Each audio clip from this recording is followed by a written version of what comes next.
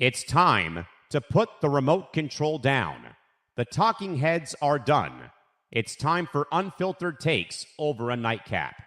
You're invited inside to discuss the weekend's biggest disasters, the surprising heroes, and everything that got missed over the course of the weekend. This is where the best late-night sports talk happens. Welcome inside the ETB Lounge. And now, here's your bartender of banter for the evening, Callan McClurg.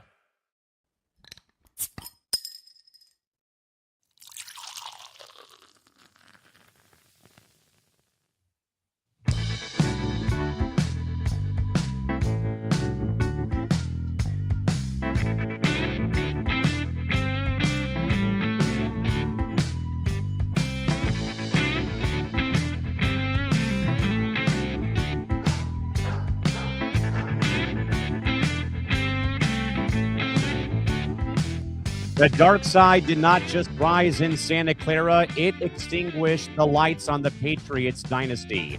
Welcome in, everybody, to the night after Super Bowl 60 and the first show out of the box on ETB, where tonight in our universe, Sam Darnold is now a Super Bowl champion. The Seahawks defense is once again legendary, and New England just learned that miracles don't happen in the dark. My name is Callan McClurg, and if you somehow, some way had Super Bowl MVP Kenneth Walker III and Lombardi Trophy winner Sam Darnold on your NFL bingo card for the season, please see me after the show so we can talk about your time-traveling abilities, please and thank you. We just happened to sit through a 29-13 demolition where Seattle's defense, the self-proclaimed dark side, did not just beat the Patriots, but they utterly dismantled New England, sacking Drake May not once, twice, 3 times, 4 times, or even 5 times. They sacked him 6 times and forced not 1, not even 2, 3 turnovers, including a pick 6 that basically turned Levi Stadium into a library by the end of the 4th quarter. And, of course, there is Nick Morgeson's guy, Sam Darnold. The man who once saw a ghost against this very franchise just played a 0-turnover masterclass on the biggest stage in the world and did not need to be a hero, just simply needed to be a ghostbuster. And guess what? He did exactly that. However, though, the real story, the one that's going to have the New England medical staff updating their resumes today, is what really happened, though, to Drake May. We had spent 2 weeks hearing about this shoulder being fine and ready to go. Well, after the final whistle, the truth came out that May was playing on a prayer and a massive pregame injection just to feel his throwing arm. He was out there playing in a fog, and it sadly showed. A brutal reality for a kid who fought like hell. But in this league, the dark side doesn't seem to care about your medical reports whatsoever. We've got all the receipts on that legendary defensive performance, the fallout from Drake May's injection scandal, and we'll also discuss why Kenneth Walker III, after a 135-yard MVP performance, is officially the most popular and soon-to-be richest man in the upcoming NFL free agency market. As always, gang, the scoreboards are off, the stadiums are empty, but in here, the lights stay on, and the conversation is just getting started. The ETB Lounge officially is open at the bar tonight. The man who keeps the tabs flowing and the checks signed as well, our good man Nick Morgeson, our analytical whiz kid Dino Taibbi.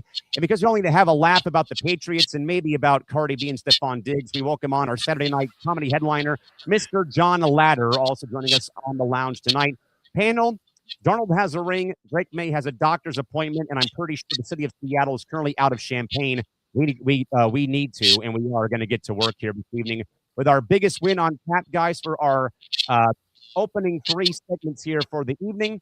With that in mind, though, Nick Morgeson, I'll start with you. The biggest win on tap, no surprise. Seahawks win 29-13 over the Patriots. Nick, simple as this, my man. This was not a game, but a softening process. Kenneth Walker III, 135 yards rushing, was running like a man possessed out there, while the defense made Drake May look like a rookie once again. So, Nick, with the Seahawks winning, did Mike Macdonald build a defense better than the Legion of Boom era, or was New England's offense or offensive line did they simply fail to show up to work on Sunday? Your thoughts and your takeaway from the Seahawks winning their 2nd Super Bowl in franchise history on Monday. I think the Seahawks played really good football. I mean, I think that Sam Darnold came out and did the job. By the way, as John would know, our former quarterback finally making us look terrible, finally.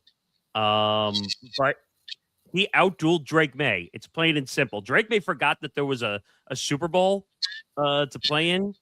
And what did he get sacked? Like 6-7 times, I want to say, in this game, at least. The offensive line, which usually was pretty good for New England, was just not there. This game was all Seattle. It was a Seattle beatdown.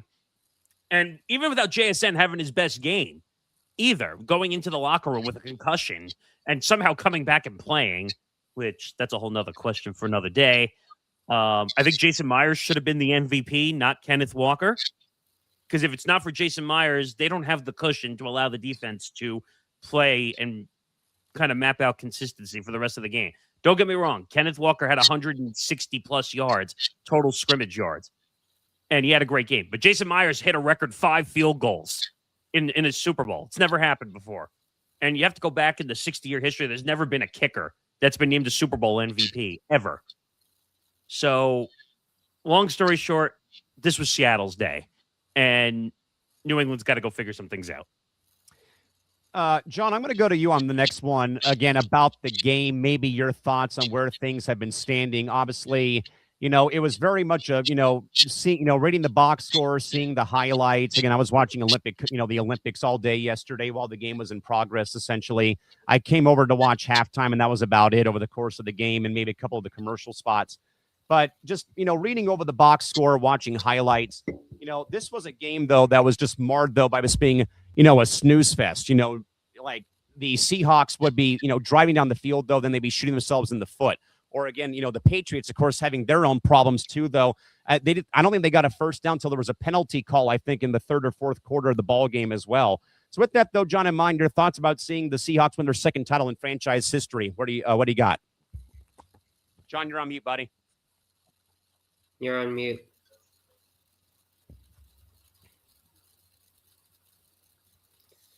Go on mute. John, I think you're muted, buddy. Still. Hang on a sec. There we go. Hello? There we go. Hello? Oh, wow. I was saying something so prolific, too. You had to be there. Hey, guys, thank you so much for having me here. I would like to say that New England will forever be known for their best clam chowder. That is about it. That is the only respect that I will give New England. They did not deserve to be in this game. Seattle is a complete team from start to finish. They have shut them down at every moment. The streaker ran on the field had more yardage than Stefon Diggs. They So did not Bad utilize. Bunny. Yeah, it was. As a Jets fan, it was fantastic. As a football fan, it was awesome. Yeah, I know the whole thing. Sam Darnold, blah blah blah. We didn't fuck up. Minnesota fucked up. They should have kept them. So they should be in fucking timeout right now. I am a fan of what happened. It's a testament of what they are and what they are becoming. Sam Darnold, shout out to Sam Darnold. Shout out to Richard Dick Hammer, his grandfather, the Marlboro Man. I'm sure he'd be proud of Sam Darnold. It was great. It was fantastic. And I'm looking for more. Like, I want to see more. I want to see some good memes out there.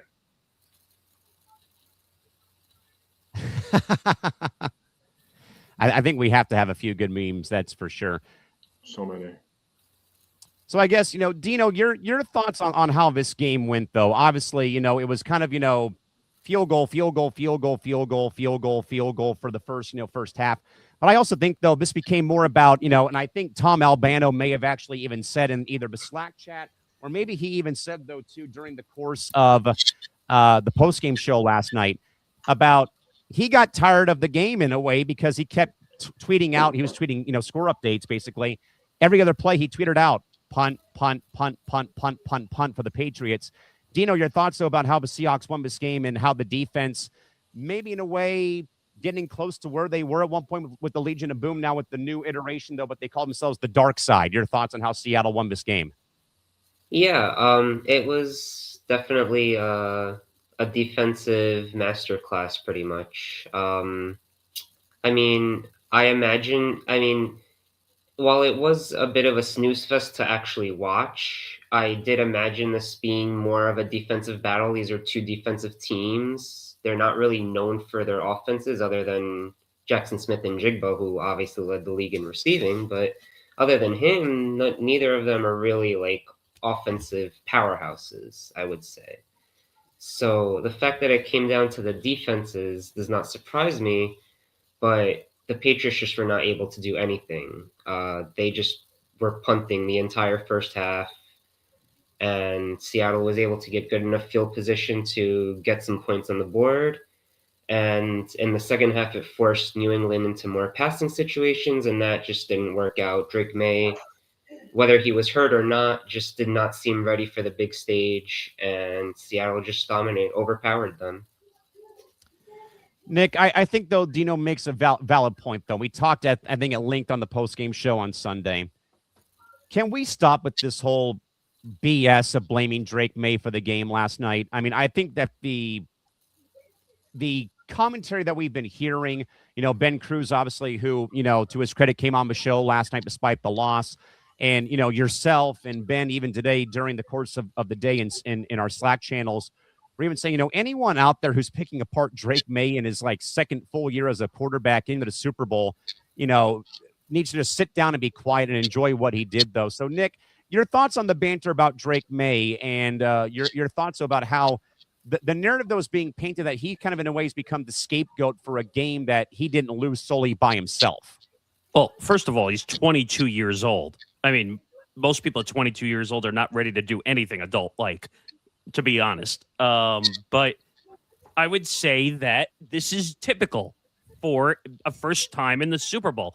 Do you expect any quarterback to win their first time in the Super Bowl? Hell, no.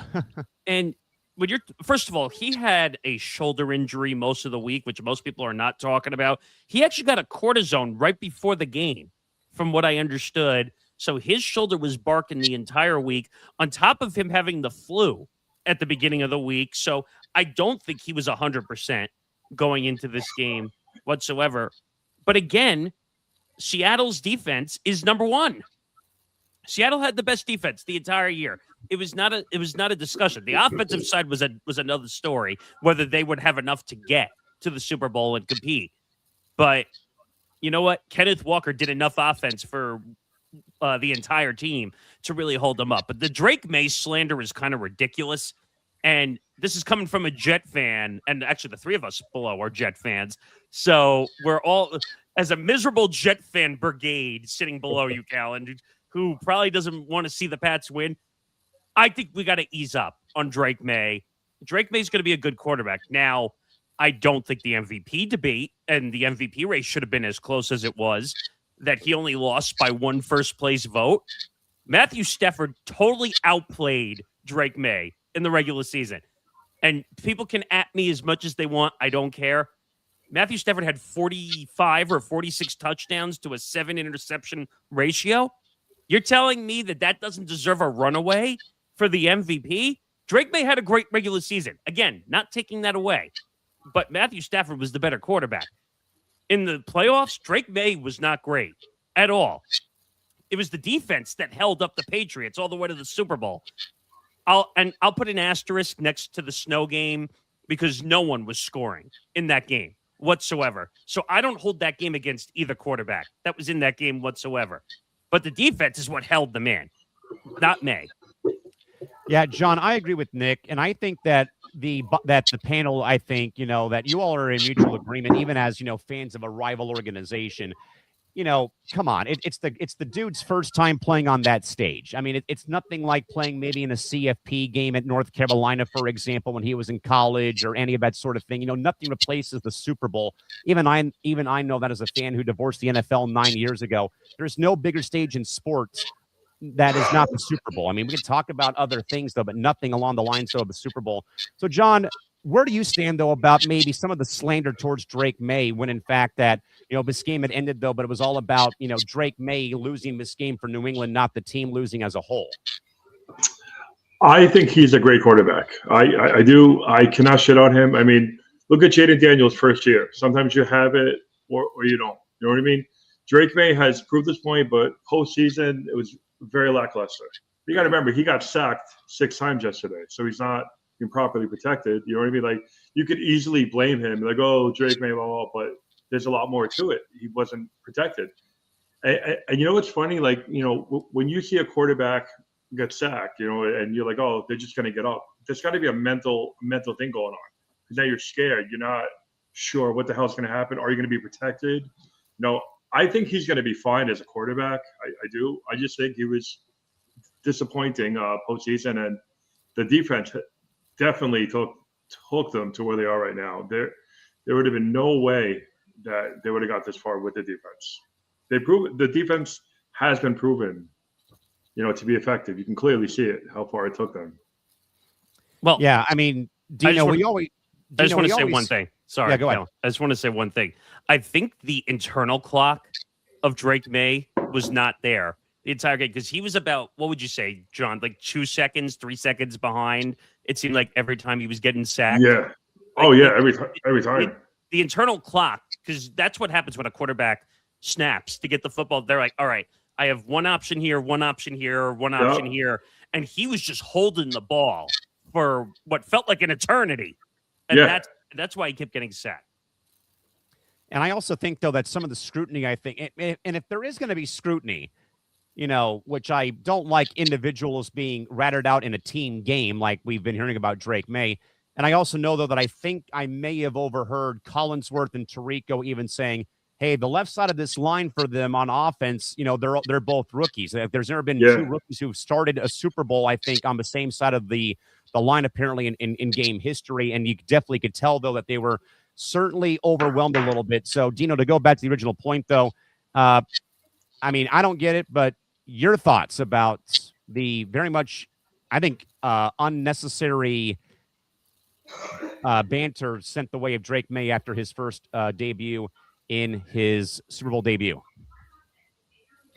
Yeah, I feel like people do tend to overreact, and especially when the lights are as bright as they are on Super Bowl Sunday, people always overreact. I mean, first, after he had a great regular season, people were ready to put him on a pedestal and call him the next coming of Tom Brady. And now just because he had a horrible postseason, they're ready to be like, well, no, the Patriots need a new quarterback. I mean, that's a little over. That's definitely an overreaction. That he still had a great regular season. He's still their quarterback of the future for now. Obviously, he's 22 years old. He has a long way to go. He has a lot to improve on. And there's no doubt that they're going to be riding with him for the next few years, in my opinion. And yeah, I think the slander of Drake May is absolutely unnecessary. I don't like when individuals get blamed in a team sport. It's a collective letdown by their offense in general. The defense tried to keep the ship, afloat as much as they could. I mean, they did their job, holding Seattle to those, first, 4 or 5 field goals in the game until the levee finally broke and severed, for them as the game had gone on. With that, John, we'll kick off our next segment here with you with the Flat Beer Award. No surprise, some very much flat Sam Adams in New England. The Pats only put up 13 points late in the game, but it was pretty much cosmetic. They were down 19-0 in the fourth quarter, and that was basically all she wrote in Santa Clara. John, in your thoughts, though, is there such a thing as competitive garbage time, or was the Patriots just basically stat padding against a prevent defense where it looked like, in a way, John, perhaps maybe Seattle kind of took their foot off the gas defensively late in the game when they had the big enough lead at the end? I definitely think towards the end that Seattle started going a little more easy. Like, they obviously knew, the direction of everything, but I definitely think that they were going a little easy at that point. But never for a second did I think that they had this. Because if you remember the famous 28-3 New England Atlanta game, so like in the back of my head, I'm just like, just calm down. It's not over. I don't care if it's the fourth quarter and 5 minutes left. Anything can fucking happen. But I definitely think that they went easy on them. And there's sort of a time, like if you watched New England on the bench, they kind of knew it was over. Like they kind of knew. You're sitting there. You see they're all pissed. Some of them are hugging each other. So there comes a certain point where it's over. Like, it's over, but I definitely think that Seattle went easy fight-wise. Dino, it definitely looked like, though, that the Seahawks kind of, in a way, called off the Dogs late as the fourth quarter had gone on in the ball game on Sunday. And like I was kind of saying, though, they put up 13 points, though, but again, it was purely much already academic, wash the hands, call the bus, take the kids home from school. But Dino, in your mind, though, is there such a thing as competitive garbage time, though, or simply did the Patriots just stat pad against a prevent defense where, like I think John and I both agree, they basically kind of in a way let their foot off the gas because the game was pretty much already in the bag? I mean, at 19-0, it's obviously very easy as a defense to maybe let your foot off the gas. I think it probably happened last year as well when the Eagles were up so big on the Chiefs. Right. And that's why the Chiefs were able to just throw some bombs in the second half of that game to put up points. Otherwise, the Eagles had put on just as much of a defensive masterclass last year as the Seahawks did this year. But, I feel like this game was a little bit more competitive because the Patriots were down 19-7 and driving to potentially make it 19-14. And at that point, we would have definitely had a game because there was still, I believe, like 7 minutes left at that point. And they would have only been down one possession. So if Drake May had not thrown that interception and they would have scored on that drive, we would have had a game for sure. So I wouldn't say it was completely out of hand at that point. And like John said, this is the team that came back from down 28-3. I mean, it's not the same team, not the same players, but, it is the same franchise. I catch your drift, though, yeah. Yeah. So, I would say the game was still in the balance at that point, which is why Seattle perhaps woke themselves up a little bit and came up with that big-time interception, and that kind of sealed the game at that point. Nick, I'm glad that both John and Dino brought up about the 28-3 game because, it is New England, as Dino said, though, again, not the same team, with Edelman and Brady and Gronk and those guys, but it's still the same organization who, pulled that rabbit out of their hat in Atlanta, against the Falcons down in Houston, I believe, at Super Bowl 51 or 52, whatever it may have been. But I also, Nick, though, look back, though, at that drive, as I think John and Dino both alluded to, like it was the first sustained drive I think I recall seeing in the highlight package of them actually moving down the field, like, trying to, get this lead and deficit cut down, though. And then what does Drake May do? He inadvertently throws the interception, which kind of in a way kills the momentum of that. So, Nick, your thoughts on the Pats putting up 13 points, though, but all of it being in garbage time against the defense who was basically playing backups, it looked like at that point in time. I thought the game was over after the half. I'm just going to strictly say that now. I think that New England had no chance. Now, you have to remember, obviously, you had a huge Hall of Famer in Tom Brady to get you back from a 28-3 deficit. That's a little different than having a second-year guy in Drake May trying to get you back from a 19-0 deficit. Little bit different when you have a Hall of Famer of that status who has that experience to say, all right, guys, let's calm down. Let's figure it out. Let's get back on track. Let's make it. First of all, New England still shouldn't have won that game, being Correct. down 28-3. Yes. That was Atlanta's still getting clowned to this day, losing. Oh, they're always going to get clowned for that game, believe me. So I think that game had a little bit of luck involved because everything had to go right in the second half for New England to win that game. In this game, you could just tell from the offset by the time the second quarter ended and trailing like that there just was no, like the air was out of the sails of the Patriots once they got to the half. It's almost like whatever game plan they went into, like they almost forgot they had to play offense. And like they actually had to go out there and put points up. And then it took until about halfway through the third quarter for a touchdown to finally be thrown. And you're just like, all right, finally, a little bit of action. Like the Patriot offense woke up. And you're just like, oh, wait, they remembered they had to play football. And you know what? And the stat that makes me laugh the most in this game, and I don't know how Next Gen Stats got this. Oh, the fact that Bad Bunny had more yards gained during the halftime show than the Patriots did for the full game. He ran 124 rushing yards, because he was holding a football and running back and forth. He ran more than the Patriots offense did the entire game with 79 rushing yards. What? Love it. So, I mean, that's great. I think what's also funny, and I'm sure we're going to get to it too, is apparently Stefon Diggs and Cardi B broke up during the game. Also, which I think John is probably happy about. Oh, I think we should. You know what? I think we should get to that right now so we can cross that bridge.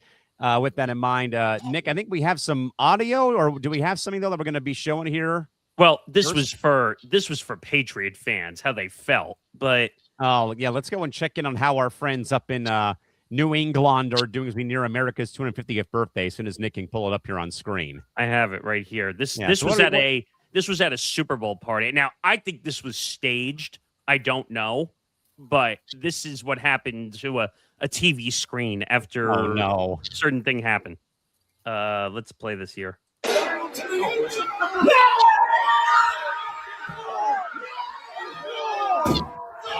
Oh my goodness.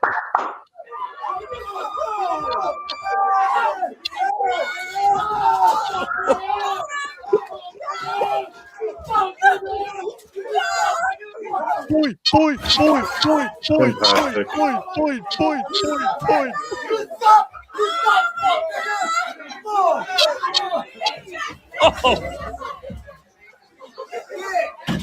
All that prep to put together that beautiful gathering. What a waste of food.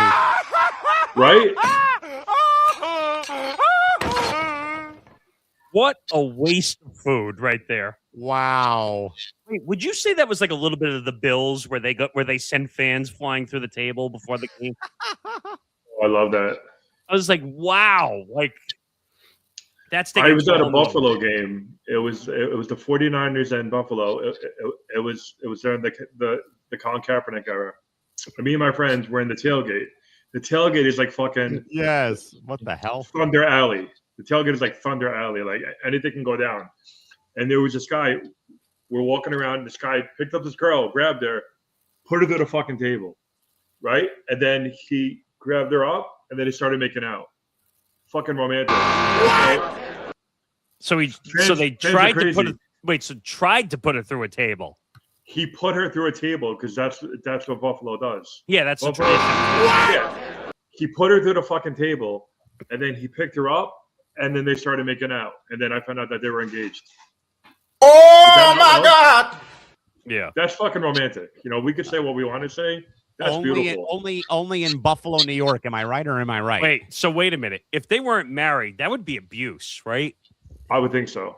I would think that we'd be having a different conversation. Okay, just want to make sure because if there's no ring on that finger, and you're putting a woman through a table, that might be claims for cancellation. Just saying. That is how he introduced her. Because I was talking to one of the guys there, because this is like a big crowd. That's how he introduced his fiance to his friends and her friends. They were all there. Oh my God! Beautiful. Oh my God!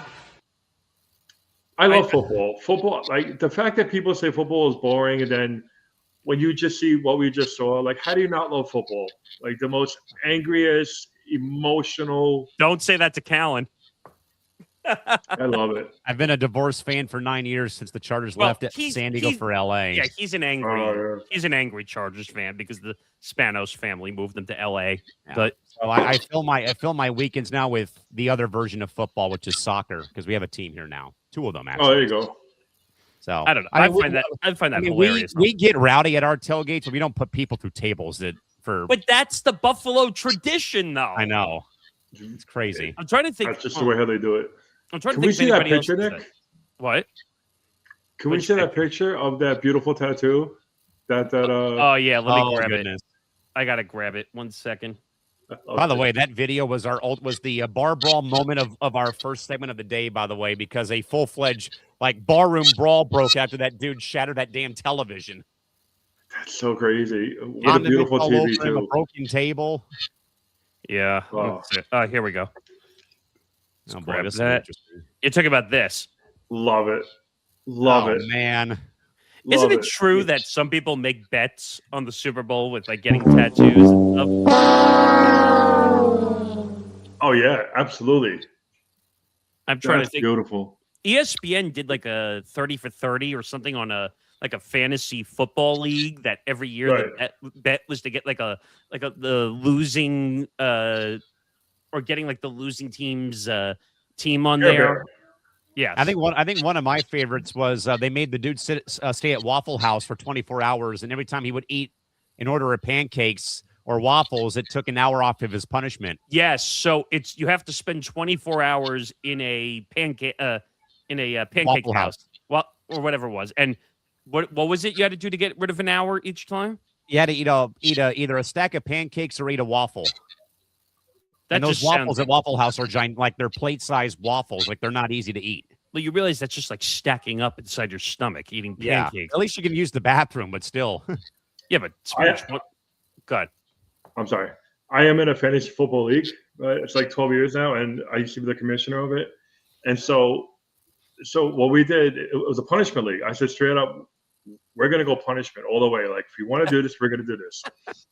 And at first, everybody was on board. Like, it was getting fucking crazy. Like, it went from a clown. When I was younger, I was petrified of clowns. So my friends hired a clown to go to the draft because the punishment takes place at the draft itself for 7 rounds. So, when I was younger, like I was at like a circus and there was like a clown in the corner and all the lights were off and it was staring at me and I pissed myself, petrified. I made the mistake of telling my animals, aka my friends, about this. And then so at our punishment, when I lost one year, we're all hanging out having a good time and then the fucking clown shows up. The clown showed up late because his car broke down, so he took an Uber. Go on. So that was the first thing. As soon as he shows up, everybody gets quiet. Like, oh, here we go. He had a duck, a stupid duck, and he would honk it or whatever. So he was supposed to be messing with me the entire time. He's supposed to like throw you off your picks or whatever. So he comes up to me, and I'm talking to him about my imaginary kids, trying to make them nice. Let me tell you, my friend spent $200. They cured me because now I love clowns. I wish I had a clown here with me right now to join us. All right, at least they got rid of your phobia then. Love clowns now. By the way, there were so many weird phobias out there. Like I've looked up so many of these. There's one I love, and it's called triskaidekaphobia. What's that one? I think it's fear of the number 13. I'm looking this up. Fear of the number 13. Oh, God. There's some people who are, yeah. But... Yeah, it is. It's the fear or avoidance of the number 13. Why do you think a lot of buildings in New York City don't have a 13th floor? Buildings in general, the local courthouse runs that jury duty doesn't have a 13th floor. I think that's a superstition thing. If I had to take a guess, thing. I would think so. What about Iraqi buddy phobia? Which one? It's called Iraqi buddy phobia. It's the fear of peanut butter being stuck in the top of your mouth. Wait, really? Yep. That's not weird at all. No, that's not weird at all. But I'm saying I've never heard it that way. Okay, so here's a list real quick before we get back to the sports talk. Oh, God. Common phobias include the fear of flying. No surprise. Well, yeah. Sure. I mean, I kind of get that way sometimes. Fear of spiders. Arachnophobia. Yeah. Yeah, somewhat. How about fear of colors? Whoa. Colors. Be careful with that one. Yeah. Careful with that one. How about the fear of dogs? I literally have my dog in my lap because he's been out of control the last half an hour. Oh, here's a good one. Nomophobia. Nomophobia? It's the fear of being without your mobile phone. That kind of explains 2026, doesn't it? Wait, that sounds like the Generation Z below Gen us Z. right now. Gen Z. Gen Z. Let's see. Oh, Plutophobia is the fear of money. The fear of money? Yes. I don't know. And then let's see what else. Since I'm down, I mean, they want to be poor. What? Let's see what else I could find. Optophobia, which is the fear of opening one's eyes. Okay. James Hey, Hartfield wants his song back, damn it. Globophobia, which is the fear of balloons. Do you think Drake May suffered from that phobia before you said the next morning when he woke up? Maybe he's opening Yes. It was a dream. It was a dream. It was all a play dream. Super Bowl today. The dream, Yeah, and today is the actual Super Bowl. yeah. It's like I'm ready now. Some of these are so ridiculous. Lenophobia is the fear of string.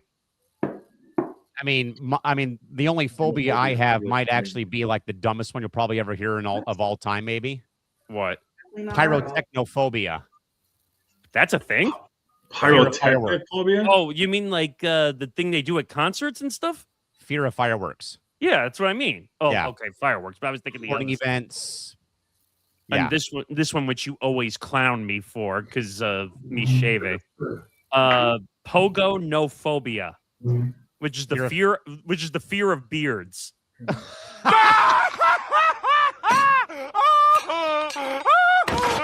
How did we get down this rabbit hole? I don't think it's really like I don't know. It's whenever I think because I'm used to seeing you with the beard, and it's always weird whenever you do shave. Here's a good one. This was probably most of COVID or people in 2020. Ergophobia, which is the fear. Ergophobia? Ergo, ERGO, ergophobia, the fear of working. The fear of working. Fair, I guess. I don't know. Is there any other weird ones on here? Oh, phobophobia, which is the fear of phobias. The fear of phobias? Yes. I mean, I think we're missing the greatest one of all time: claustrophobia. Well, that's just being in tight spaces. Fear of Fear being of in tight tight spaces. My mom has that, actually. Agoraphobia is like the fear of going outside, right? Yes. The fear of public spaces. It's the fear of public spaces. That's right. Nick, is there a fear for public speaking? I'm sure there is. I can. There has to be. Let's see Before if we we get back can. to our sports talk topics here in about 30 seconds. Let's see if I can find it. It's funny, Callan, how you're your dog and I got my dog, and I'm keeping him out of the way and just trying to keep yours. So it's called glossophobia. That's Is what the I fear thought. of public speaking. Everything you could put phobia behind any word, and that would just be the fear of whatever it is. H2O phobia, fear of water. You know what? Now I want to know what fear of water is. God damn it. That's easy. Aquaphobia. Aquaphobia. That would make sense, at least. All right, let's get off this All right, topic. man. Let's get back to the task at hand here. We're going to empty the beverage here, fellas. On the Mayday mystery, reports have in fact surfaced per what Nick and also what other sources have said, that Drake May received a pain-killing injection, probably cortisone, in his throwing shoulder hours before kickoff. He finished the game with being sacked 6 times and having 3 turnovers. So, John, did Mike Vrabel and the Pats staff commit a bar brawl moment by playing a compromised quarterback, or is Drake May's toughness the only thing that New England fans can be proud of from the game on Sunday? Well, this is where it gets interesting because the game is over. Now people are going to start saying, "Oh, well, he was ready, or he got cortisone." Let the excuses begin. Yeah, the excuses. Absolutely not. He's a good quarterback. He just couldn't get it going, like straight up. But there's going to be a lot of people who are going to be saying that. I am off all week, so I got to avoid everything. But this is where we love to speculate. We love to say, well, if he didn't hurt his shoulder or if he didn't get cortisone, you know what I mean? We all know about Tyrod Taylor and Justin Herbert. Yes. You know what I mean? Like stuff like that. So, no, I do not feel that had any part of it. I feel that he just was simply not ready for this game. He was not ready for that defense. Yeah, Dino, I'm glad that John said his piece, though, that, usually, though, and this is, I think, commonplace, though, fellas, with any sport, and I see it more often in hockey, with my 10 years in the, working in minor league hockey and, 18 in total across the sport with junior hockey and minor league hockey, and obviously being a, NHL fan as well, that whenever the season ends, though, you get the very lengthy injury report about, how many guys, got hurt, what the injury was. And, Dino, I do recall hearing, though, that Melissa Stark did point out that Drake may have been on the injury report the entire week leading up to the game, between the illness and then, of course, the shoulder bothering him. So, Dino, to revisit the question in hand, though, my man, once more, did Mike Vrabel and the Pats staff commit a bar brawl foul by playing a compromised quarterback, or was Drake May's toughness the only thing that Pats fans can be proud of from the loss on Sunday? Your thoughts? I mean, people show up on the injury report all the time. That, and usually, like when it's a serious injury that might actually prevent them from playing, and when it's just sort of a precaution. I don't think there was any chance Drake May was missing the Super Bowl. He's the one that got them there, and unless he actually like tore something or broke something, there was no way he was gonna not play in this game. They were gonna ride with him. So he showed up on the injury report because he probably did have something bothering him. But even if he was 100% healthy, I still don't think they really would have won this game because they just were not ready for the defense. Their offensive line wasn't ready, their receivers were not ready, and Drake May was not ready either. So it wasn't just the injury; it was just the play overall. Yeah, Nick, I think Ben Cruz would agree if he was on the lounge tonight or in the lounge tonight with us. Don't start making excuses about the fact that, he got the cortisone shot or he'd been on the injury report all week. It looked like, sadly, it was a Patriots ball club, Nick, who met their matches, you've been saying all night and even last night after the game ended. But they finally met a team worthy enough that was going to stand up to them. And, I saw all the phony baloney reels and memes about, to revisit, Nick, one that we've been talking about a lot, though, the reel I've been seeing that made the rounds before the Super Bowl or when they got to the Super Bowl was, again, from that SpongeBob episode where they ride the fiery fist o' pain when they have the little baby in between them and they ride the mitten, the little one that goes, around and has like the little hump in the road. And all it said was, easiest SOS in a Mickey Mouse playoff run because you beat playoff Justin Herbert, 4-pick CJ Stroud, and then you beat Jared Stidham of the Broncos, to get to where, you wanted to go, obviously, and stuff of that nature. But I think, though, Nick, I said this on the Olympic show on Sunday, and I don't have to repeat it tonight because we're not going to talk about this again because we already talked about it, is I said very much vocally on Friday, I wanted to see Lindsey Vonn compete on Sunday. And obviously we saw what happened with it, though, where you play through the pain. Even in that 22 or 41, you play through the pain and you gut it out. So, Nick, your thoughts about where you stand, though, about the whole, excuse now of Drake May and what maybe is coming out of the game now about roughly 24 hours post-mortem. I think Patriot fans are overreacting to everything.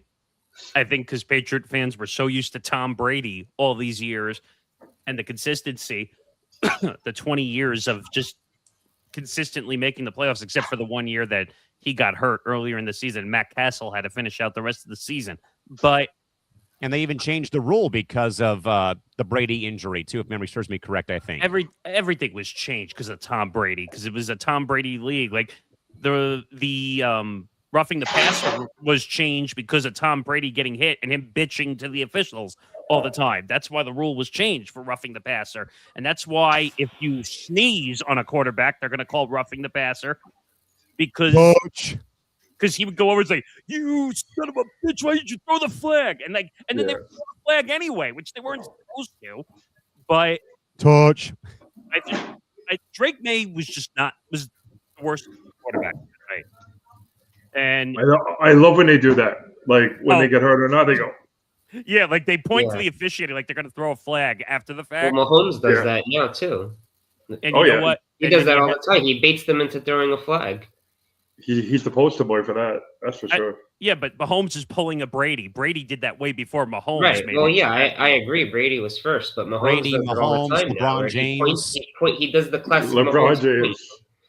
Yeah, I mean, you know what though? If they're going to throw a flag, they're going to throw a flag. I don't think that necessarily comes from who's sitting in the pocket. It might help that you have a Brady or a Mahomes or Lamar Jackson or not Joe Burrow because the Bengals don't win shit. But I don't know. The Patriots were the worst team. I'm making it as clear as it possibly was. Seattle was better. They were more prepared. Sam Darnold came out with a great game plan. He was ahead of every pressure that New England sent. Whether they were sending 5, whether they were 0 blitzing, he was about a second and a half ahead of each time that they sent blitzes. So this is nothing on Drake May. Drake May came in with a shoulder injury. Like I said, he was not 100%. He wasn't. And that's the plain and simple of it. But any New England fan that's out there saying, "Oh, well, he sucks and we got to replace him," take a hike. Like, you're not a real football fan if you're asking for Drake May to be replaced. You went from a 4-win team to being 14-3 next year. And by the way, both teams going into the Super Bowl 14-3. Just to point that out as well. So people need to take a hike and take a chill pill and just say, look, Drake May's going to be here for the long haul. He is a good quarterback. He just needs more time. More time and maybe tighten up some screws on an offensive line. Yes, no? Yeah, they definitely need help on the offensive line because Seattle kept penetrating their offensive line. And that's why he was getting sacked so much. They need another wide receiver in the worst way. They don't like Mac Hollins is a 1, but they don't have anybody else after that really to catch footballs. Like, I think, and it never would have happened, but Jalen Waddle would have been a perfect fit in New England. But obviously, you're not going to trade in division. I mean, there's so many options you could put there. I think a Deebo Samuel in the offseason would be a great fit there because he can run the ball and he can catch. They need help from a receiver standpoint. They definitely do, and I think that that this season will help them. I think maybe with like free agency recruiting in some way, or just help them in general. Like, hey, 4-win team goes to the Super Bowl after a down year. Vrabel's coach of the year. You've got a promising quarterback. Maybe I want to go here and try and establish the new version of the Patriot way, as we've been hearing though for a long time up in Foxborough, Mass. But again, folks, a Super Bowl recap show tonight here again on the lounge once more. Seattle winning on Sunday by a 29-13 final score, their second championship in franchise history up in the Pac Northwest. All right, guys, we'll move now to the bench money segment here, all about Kenneth Walker III, your Super Bowl MVP, 135 rushing yards and 161 total yards in the last year of his rookie contract. Dino, does Kenneth Walker III's performance make him the first $100 million running back in the modern era, or do the Seahawks let him walk and bet on the system? What do you think for the reigning MVP of the Super Bowl? There's no doubt he rose to the occasion. I mean, he was in more of a committee the whole year with Zach Charbonnet. Charbonnet actually was handling most of the goal line work. He scored more touchdowns during the year. So, I mean, I think Ken Walker was still considered their primary running back, but again, he was sharing a lot of the workload until he had to really step up and carry the full workload. The last 2 games, really, against the Rams and now against the Patriots, they really just went with him the whole time. He was playing. I mean, Halani came in for maybe a few snaps, but he really had to carry the workload. He got 27 carries. So he really stepped up. He showed he can be, a true number 1. So, whether Seattle wants to keep him and trust him to be their true number 1, if they don't want to, I'm sure there's plenty of teams that would like to have him on there. John, your overall thoughts here about how Kenneth Walker became MVP. Obviously, we could go back and forth. Jason Myers, San Diego zone from Chula Vista, California, with all the field goals, though. But obviously, I sadly feel like I think we may touch base on this a bit later on, an hour or two before you get out of here for the night, though, coming up between 8 and 9 o'clock Pacific time, is you probably want the defensive stud or the offensive, player to win the MVP. And again, for a game that was, again, marred by field goals, it was refreshing to see some offense. I think they'll finally come to the limelight, though. But again, though, John, to reiterate the question one more time, does Kenneth Walker III's performance make him perhaps the first $100 million running back in the modern era, or do the Seahawks let him walk and bet on the system? What do you think? I don't know about the $100 million mark. I feel like if they were smart, they would try to work something out, but football is not smart, as we all know. We like to make great decisions. I feel like they should try to make it work. He's proven himself, you know what I mean? Now, who knows if this is going to be the same kind of Walker that we see next year? But for this year, like, he has proven his value. You know what I mean? Like, if you want to give him to the Jets, that I'm not saying that, but if you want to maybe, what do I know? Dude's good. He's proven himself, so at least he knows that he has options, I would say. Yeah, Nick, it's always interesting, and this is the thing with any sport. Usually in a walk year for a free agent, they normally put up a massive year. I recall seeing a lot, like in baseball, for example, guys in a contract year who probably won't come back to the organization and might go elsewhere. As John said, though, you hope it can carry over the next season with how he performed, though. But a lot of guys bank on that final year, though, to have a great year, and hopefully that, puts up their stock maybe on the free agent market. But I think, though, Nick, because of his performance, though, do you think he probably gets the $100 million bag, or do the Seahawks to let him walk and bet on the system, in your opinion? What do you think? So the running back position is a tough one because it's one of the more grueling positions you have to worry about on the field. If you're lucky, you get 3 or 4 good years out of a running back before they get completely injured or taken out. That's why the Giants didn't hold on to Saquon Barkley, and he went to Philadelphia. Now, Philadelphia took the risk, and they ended up winning a Super Bowl out of it. But at the same time, he's been hurt ever since, like, that year. He had a record-breaking year, and he hasn't been able to stay healthy really since, and he's just not the same guy anymore. Now, Kenneth Walker is 25 years old. So I would say you probably have, I don't know, maybe another 3 years if you're lucky out of him, like 3 good years left. So would a 3-year deal be out of the question? No, it wouldn't be out of the question. He's great. But like Dino said, like Charbonnet was splitting reps with Kenneth Walker, and that was taking some of the wear and tear off of Walker. And then Walker had to take it on for the last 2 games and carry the reps. Now, in the long run, did that work out? Yeah, it did, because I think he's a more distance back than what Charbonnet is.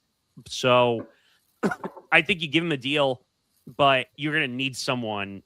Now you have to have 2 running backs now when you play, because you can't rely on one guy. You almost need a 2-tier system for running backs, because those guys get hurt easily. And there's no way to, I don't know, like, prepare for that, reflecting the risk that the running back position has.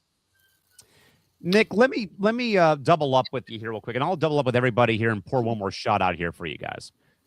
Kenneth Walker became the first running back to win the MVP since Terrell Davis did so 28 years ago. So, Nick, you're playing armchair GM right now for the New York Football Jets, who call New Jersey home, not New York, for some stupid reason. But you've got a running back on the market, though. Super Bowl championship and game MVP now on the resume.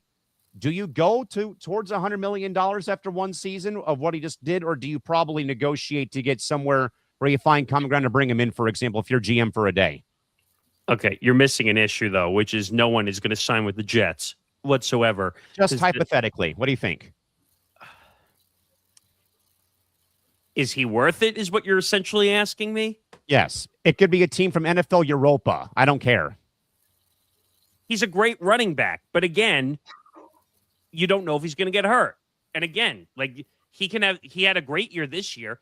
He can have a really shitty year next year, and then the questions are going to be, whoa, well, why did you sign him to a 3-year deal for all this money for $100 million or whatever he's going to be commanding?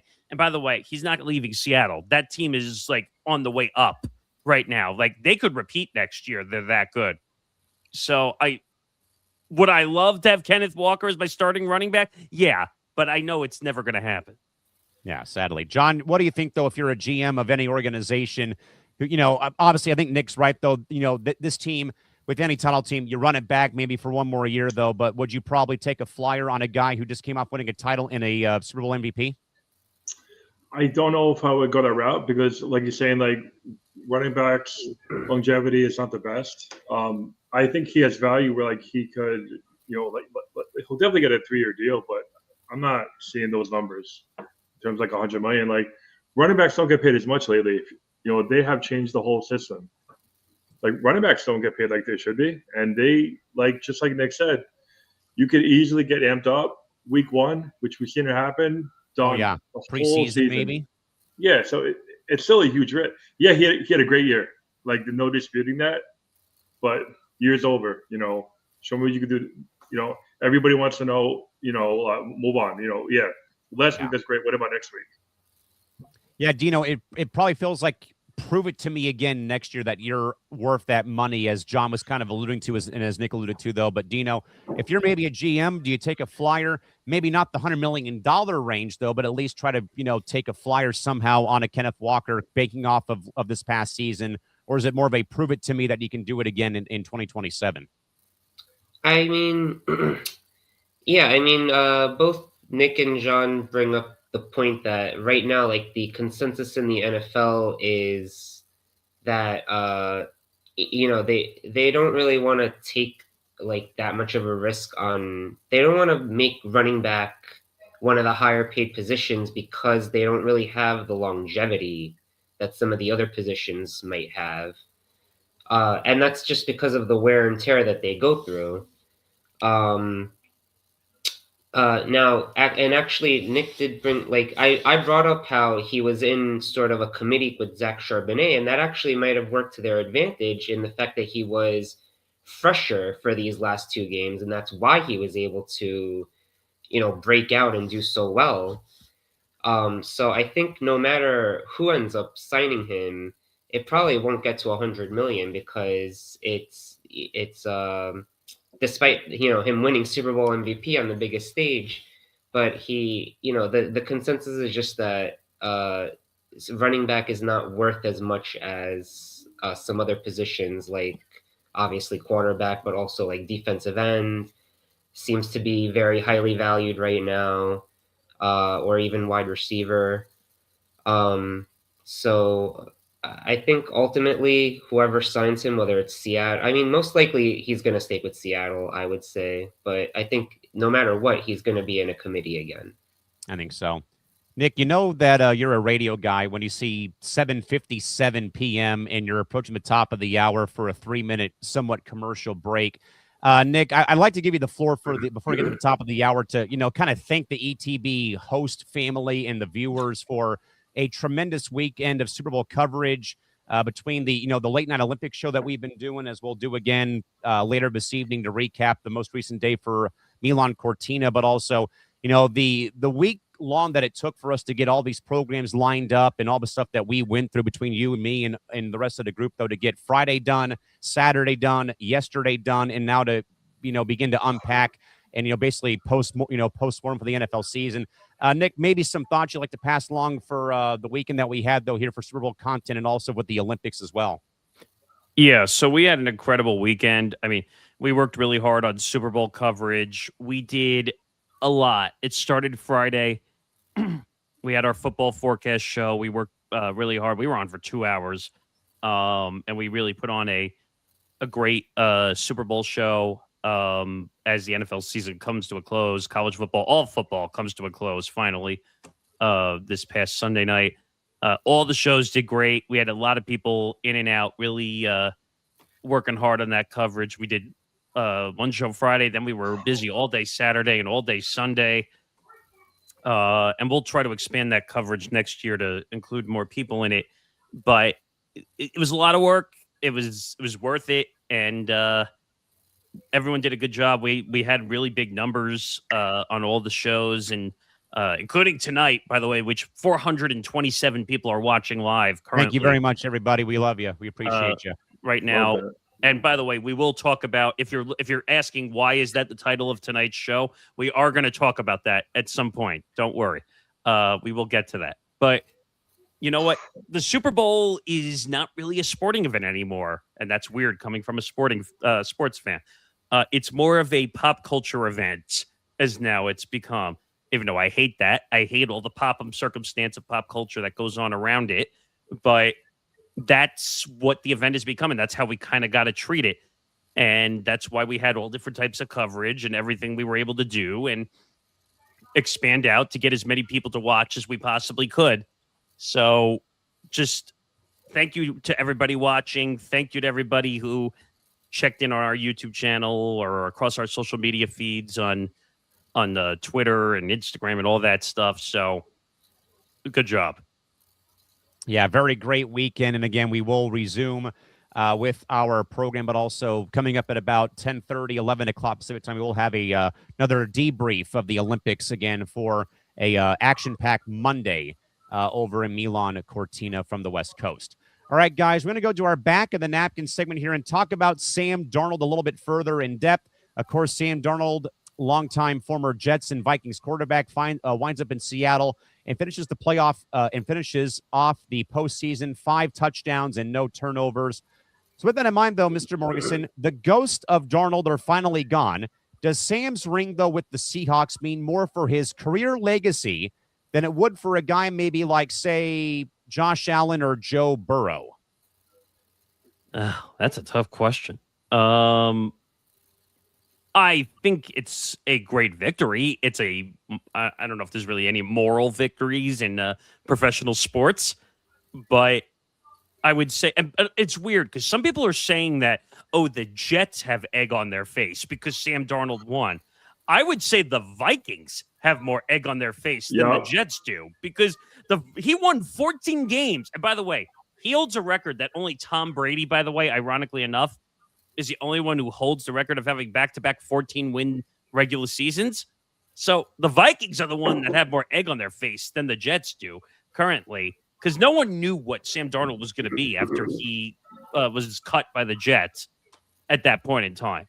So I would say this is a great victory, and we're finally seeing true potential of Sam Darnold, and maybe he wins another one. Hopefully down the road, he's got a long-term deal with Seattle. He's not going anywhere.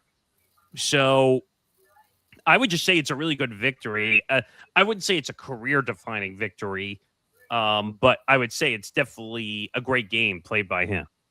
Yeah, John, as much as maybe people could clown the Jets, I think and you guys may know better than me because, again, 9 years of being divorced from the league. Why do I feel like, though, in a way that Sam Darnold was set up for failure with the Jets? Am I right or am I wrong? I feel like the issues that we have with quarterbacks is that we don't get quarterbacks who are able to acclimate to the weather, to winter. We always get California quarterbacks. We're not getting quarterbacks the right fit. I remember when we first had Darnold and we were playing the Lions. Remember his first, I think he had like a pick six, like right away. And me and my brother are like, oh, here we go. And then what happened? We ended up beating the Lions 48-17. So we're like, you know what? Maybe we got something going on. And then we played Cleveland, and Tyrod Taylor got hurt. And here comes Rick Vaughn, like in fucking Major League, just come right out of the fucking gate. I'm like, here we go. I think that they're just not – they haven't read the book, Dummies for Quarterbacks for New York Jets. They haven't quite mastered that just yet. Oh, I've not heard insert subject here for dummies in quite a long time. Yeah, well, that's the New York Jets franchise for you. Can I get one in like audiobook form now, or like can I virtually read it now on like my iPad or my phone? But I guess though, Dino, I think though that Nick's also right that it's kind of tough. I think I think we all agree the legacy argument is such a thing thrown around like manhole covers like every other day of the week that ends in letter Y and twice on Sunday and whatnot. I mean, look, okay, Josh Allen has never gotten to a Super Bowl. Burrow got there and kind of choked it at the very end to the Rams and Matt Stafford, at SoFi. So I don't know if I really could measure that because of where it's at. I think, though, mainly, though, Dino, what does the victory, though, mean for Sam Darnold's career, maybe more than just, this whole legacy bullshit take? Yeah.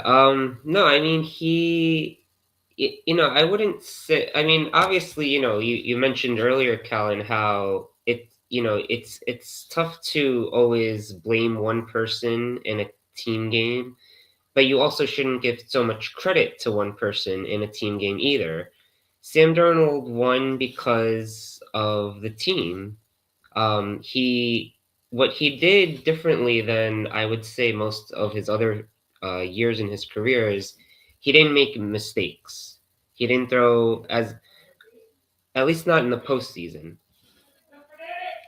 In the postseason, he didn't throw I mean, I believe I'm not sure if he threw any interceptions in the postseason.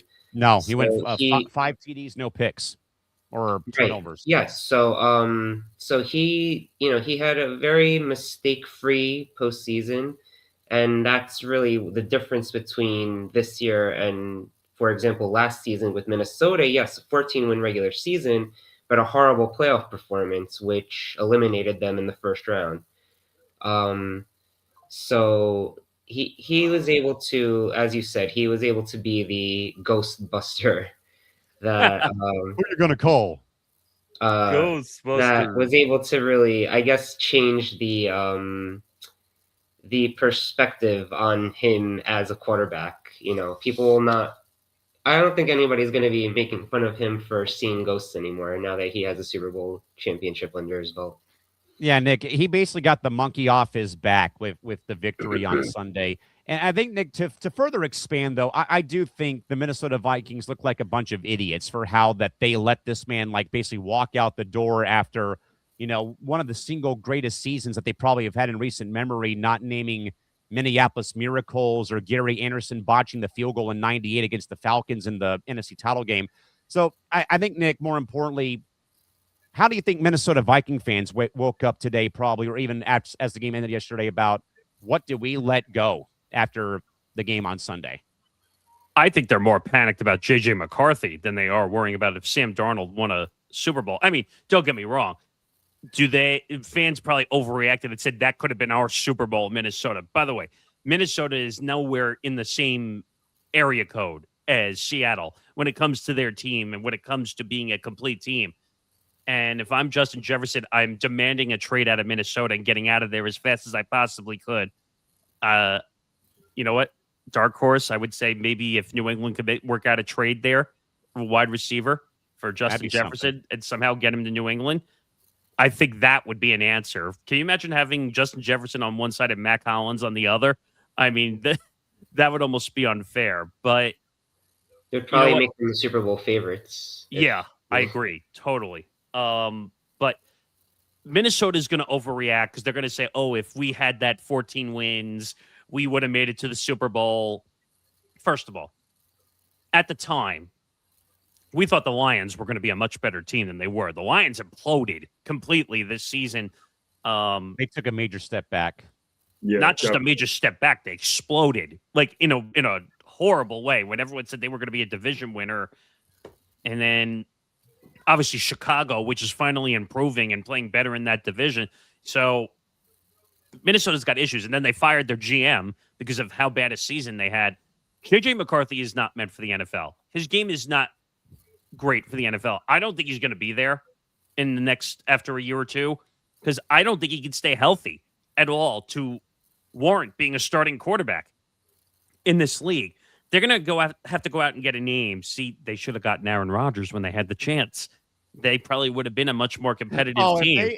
If that would have happened, he would have completed the Brett Favre circle of life. It would have been great. Now all he has to do is get sued for welfare fraud. Yeah, but oh god, but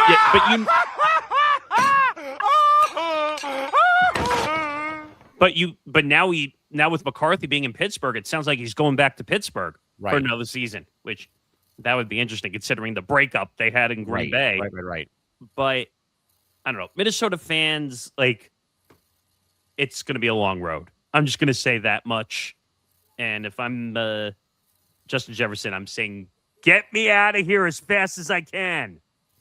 Oh, man. John, do you perhaps think that the Vikings maybe now have sellers or buyer's remorse now for putting all the eggs in the J.J. McCarthy Easter basket as opposed to Sam Darnold after the 14-win season last year now? Absolutely. I do not think that they're feeling good right now. Look at the moves that they've made. You remember Case Keenum? He was finally finding his footing. Case Keenum was finally finding his footing. Gone. Cousins, gone. They put so much stock and value in J.J. McCarthy that they're like, this is going to be the guy. And what happens? Doesn't play for the whole fucking season. There's going to be a lot of shakeups. What you're saying, Nick, is right. If Justin Jefferson was smart, get me the fuck out. I have no doubt in my mind that the Jets will probably pick up JJ in some capacity because that's where the trend seems to be, getting losers. I think that they got to make a lot of decisions, but I think that they got to really work on Jefferson because he's definitely should not be on that team. Like, why would that happened? That if that happened, by the way, if the Jets were somehow able to make that call and make that trade happen, they would get a quarterback in a heartbeat if Justin Jefferson was in a Jet uniform. But I don't see that happening. No, JJ McCarthy. I'm saying. Oh, JJ. Oh, yeah, JJ, not Jefferson. It's JJ. Oh, you know what I mean? No, Well, don't. The other Justin JJ. Jefferson goes by JJ as well. Yeah, No, I don't want to. First name JJ, not initials of JJ. The first name JJ. We already had Justin Fields. You want another science experiment at quarterback? I think when we get Patrick Mahomes 10 years from now, we're going to be ready. Because we always get people past our prime. We only get former Packer quarterbacks, so we're going to get Jordan Love in 10 years. Wait, is that like Le'Veon Bell was the biggest thing, if you remember. Le'Veon Bell was like, oh, we got Le'Veon Bell. Or what about when we had Antonio Brown with his weird What? Fantastic. I was at that game. Or when when he did that whole thing, you were? I was at that game. We were in the tunnel. Oh, the game where he came out onto the field, ripped off his jersey and banged his chest and then said, I retired. We were being responsible. Jet fans, we're in the tunnel behind the Bucs, and everyone is like, fuck Tom Brady. He's there. And we're like, what? This is going to be the last time that we play, and we're about to leave. I'm like, we're going to win. And my buddy Joe's like, it's not going to happen. And we're at the end of the tunnel, and all we do is see them advance. Like we just see them advancing further. I have a picture that I'll show you guys later on of the Antonio Brown jersey on the ground right there. He went onto the field. They were going to fucking tackle him. Yes. They did not realize, if it was like a streaker or something like that. And then he started waving, like he was doing a goodbye.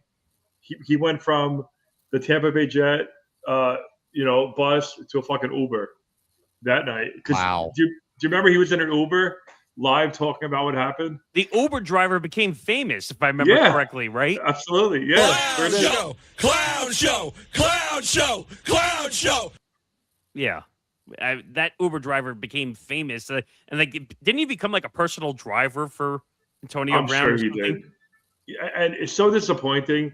Not to get off topic, but Antonio Brown, man, that guy's got issues. He's got issues. Yeah. I remembered because I work in a lot of niche sports, around town, and I remember that he signed with the Albany indoor football team. Well, he owned it. He owned it and played for them because I worked in that league here in San Diego. And he didn't have the money to pay them. He didn't have the money to pay for it, and they expelled him from the league. He got a ban or whatever. I'm just like, this guy needs some help. If you saw half the shit he was doing in public, wouldn't you question if he has some mental health issues going on? Dare I say it, Morgeson? What? Which one? Could it be early set CTE in some way? I don't remember if he's ever had a concussion or a hit like that. I feel like he probably has had at least one, maybe two. I mean, Johnny, you see the creepy videos of him in the pool? Yeah. Where he was inflating is the nicest word I could say there. Did you see the picture that he tweeted years ago? He was in bed with one of his girlfriends. Yes, I know which one you're talking about. And clear as day, it was just out there. Yes, he doesn't care. He does not care. He basically has, and he's always out there using the N-word on people all the time. It's a little wild. By the way, speaking of the Jets having retreads, did y'all get to enjoy my two guys, LaDainian Tomlinson and Antonio Cromartie, when they were in New Jersey? Antonio. Oh.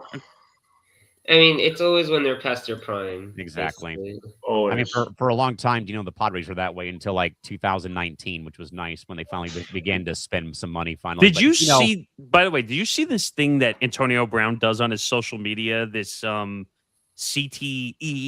News or whatever or CTESPN or whatever he calls it. No, never even heard of it. I think John knows what I'm talking about.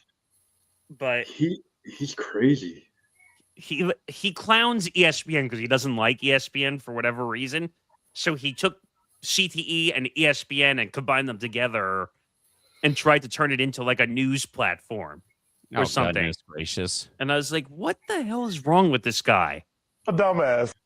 Well, yes, we know that.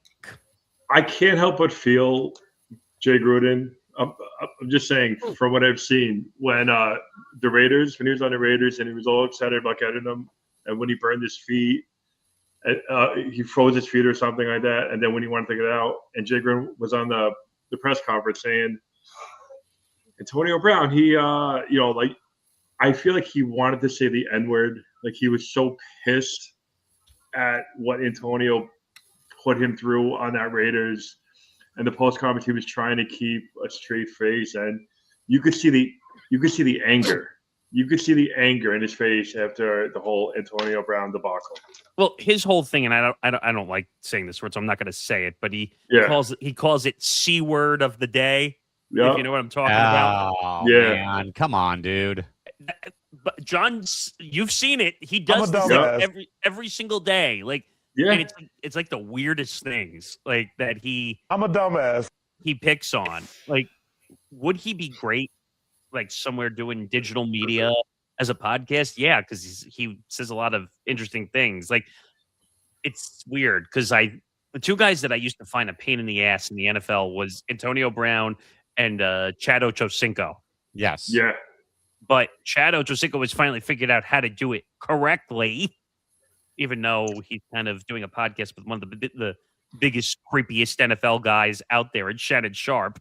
But, I mean, you have to laugh that him and Shannon Sharp are doing a show called Nightcap. Yeah. Isn't that what? It's a very successful show, Callan. I mean, I don't know. I don't know either. But I really don't. AB's a jerk. Yeah. Yeah. I mean, there's always one. I mean, come on, Nick. We talked about Ryan Leaf, for heaven's sakes, on PR last Wednesday about how he, basically said his piece about not voting for Brady or voting for Belichick or Brady because they lost to Nick Foles in a Super Bowl, for God's sakes. Ugh. Well, but Ryan Leaf is in the media doing media now. So who's the asshole? He keeps coming out and saying, I don't like this, and Tom Brady shouldn't be in the Hall of Fame, and Bill Belichick shouldn't be in the Hall of Fame. What are you talking about? Those guys should have been first ballot Hall of Famers. I agree. Unanimous. Should have been unanimous. Yeah, all in favor say aye. So, you know what, Cal, we got to talk about the Cardi B and the Stefon Diggs. We got to do it. Let's get to it, please. I want to see this. Yes. So, I don't know. So, obviously, you saw Cardi B and Stefon Diggs somehow broke up in the middle. They say it was after the game. Some reports are saying it was in the middle of the game. It was probably during the halftime show because she was in the background of the Bad Bunny performance. John, can you imagine if the two of them broke up in the middle of the game during the halftime show? I mean, that would be amazing. I mean, come on. Someone got legally married at that halftime show yesterday. Did they really? It was a real wedding. So the wedding thing that you saw in the halftime show, that I thought that was a gimmick because sometimes you see a wedding in a and per what Yahoo and ESPN did confirm, because Yahoo laid out what the symbolism of and we are going to talk about halftime after we show you this video, was that they had because I think a lot of people try to reach out to celebrities now for the simple fact of can you come to my wedding? One of my friends tried to do that with a hockey player. They said no, but they gave them their well wishes. But this couple that you saw legally married in Santa Clara invited Bad Bunny to their wedding. He said, no, how about this? You fly out here or we fly you out to the game. With the wedding party. Your wedding party comes to the game and you can get married at the game, and Benito Ocasio can be your officiant or official. I don't know how they pulled this off, but I was watching it and I'm like, they literally timed it into like all the dancing and everything and the proposal and it was like they had everything. It was incredible. But I don't know. That's a weird place to have a wedding inside of a halftime show. I mean, I think so. I hate to say before we get to this though, I do think maybe not proposing, but I think it is a little bit weird though when you get married at your favorite team's venue. Well, what about that you're basically having your marriage in front of hundreds of millions of people, too? I had mine at a church, just saying. Yeah. Anyway, let's see more about this with Cardi B and Well, Stefon Diggs. I don't have a video, but I don't know, John. I'll let you take, since you're the Cardi B officiant here. Oh yeah, absolutely. Just need 1 second. I am not perfect by any means, by any stretch of the imagination. I'm bald. You know, this is who I am. Now I understand what's happening, but I don't make 60 million. Stefon Diggs makes 60 million. I make considerably less. You make 100 million. I am okay with making less money than you. I'm not perfect. I'm a truck driver. I mean, I don't have 6 kids that we got to worry about. If you could just maybe just find it in your heart, just to give me a shot. My wife even said that I am allowed this. She wouldn't need to watch me shooting my shot. But if there's any hope, Cardi B, you know what I mean? If there's anything truly going on that you feel, I'm not going to unfollow you. I'm not weak. I'm not that guy. I'm not going to unfollow you because we're not together anymore. If you just want to see what it's like, the real, you know what I mean? I'll take you to Burger King. I know you love that. You know what I mean? We'll just have a good time. You could talk about you getting a pussy wedgie. You know what I mean? We can go on the old TikTok. You know what I mean? I'll pick up your dumb shoes that are like 8 feet tall. I'm willing to do that. I'm willing to kind of shoot my shot. John Ladder is here. So if there's any hope, if there's any mention, I feel like there's something there that we're like connecting in some shape. So I just wanted to put myself out there for you. And that's it. I get emotional at times like this. I just wanted to let her know that I'm a fan. And if she wants to come to Jersey, I would have no issues with that. That's it. And I just had to put my heart out there, and I want to thank you. Wait a minute. So how long have you had this affection for Cardi B? Oh my God, I love her. Ever since I saw her tweet about having a pussy wedgie, and about like she said it for real. She's like, y'all, you ever get a pussy wedgie? It happens. And like, she's real. And she's talking about how she was going to the bathroom, and she goes, listen, when y'all see me taking a shit, do not ask me to sign anything because I'm taking a shit. Just real, like real straight in your face, no lying. You know, she might leave the bathroom open. She might leave the bathroom door open. She might be one of those. You can just tell she's real. There's just something different about it. Yes, she robbed people, and she was dancing with them. She's not perfect. You know what I mean? Who is perfect? I was going to say nobody's perfect, but yes. Nobody is perfect. But they unfollowed each other, and that is a legit thing because now people are going to be studying that to see if they're going to follow each other again. What's going to happen? They have right now between them, they have 10 kids. He has 6 and she has 4. Jesus, that's a lot of kids. I don't Phillip have any. Rivers I have has a 10 dog. as a grandchild. Right? That's insane. I want to look up her dating history now because I need to know this. What Cardi B's dating history was? Well, Offset, obviously. Was there anybody before that? And Phillip Rivers, you're right. He's got how many? 10 kids or 7 or something? 10. I think he's got 10 kids and a grandchild, I think. So I think he's got 11. He's got enough for a soccer team. He should have said, yeah. Go ask Antonio Cromartie about that, too. He's got 10. Oh, yeah. I think he might have more than 10, sadly, too. Well, do you remember Antonio Cromartie who got the vasectomy and he still somehow got a woman pregnant? Yep. Was that after his time with the Chargers? I think that was when he was with the Jets. Now, this is going to change things a lot because Stefon Diggs is statistically a loser. Like, however, like that's going to get into his head. So he's going to feel inadequate easily. So Phillip Rivers has 10 kids. Plus a grandchild. So he's got 11. So he's got 10 plus 1. By the way, you know why he came back for 1 year? He gets 5 more years of NFL insurance now for doing that. But he was going to be in the Hall of Fame. I'll screw the Hall of Fame. The last San Diego Charger I care about would have been in the Hall of Fame, but now I got to wait 5 more years. But that's interesting. Like, you really would pull out the red carpet to really have Cardi B. I would. If I was in high school, I would ask her to my prom. You know, she probably would say yes because a lot of celebrities do that. Right? Oh, yeah, absolutely. It's great publicity. You know what I'm going to do? because I was texting Callan, but while you were doing that, Yeah. we're gonna put this clip out. I'm That'd be gonna put it amazing. out on the different platforms. I want to see. Yes. I'm gonna tag her in the social media clips. Watch that like just completely break out, and then you're gonna see what is that weird? What is her like saying, or what does she say when she? sees people? Okay. I just Oh, want yeah. that. I just want her to quote tweet it and just say that. And just It'd be be like, amazing. so By the way, before we get back to talk about the halftime show because it's part of the show, did she ever get that trademark for that saying, or did What? it get declined? what? She wanted to trademark okay, or like she says okay. You can't trademark that. It's a word. Yeah. Well, she says it with like a Bronx accent, right? A little Bronx action.